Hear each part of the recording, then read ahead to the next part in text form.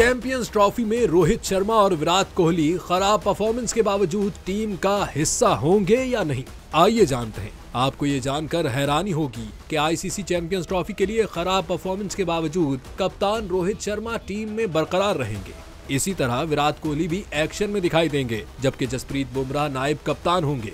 भारतीय मीडिया ने दावा किया है कि बॉर्डर गवास्कर ट्रॉफी 3-1 से हारने का रिव्यू जरूर होगा, लेकिन टीम में तब्दीली मुमकिन नहीं है, क्योंकि भारतीय बोर्ड ऑफिशियल का कहना है कि इस वक्त फोकस चैंपियंस ट्रॉफी पर है और एक मजबूत कॉम्बिनेशन बनाना है। दूसरी जानिब रोहित शर्मा और विराट कोहली का इंग्लैंड के खिलाफ वनडे सीरीज में भी खेलने का इम्कान है।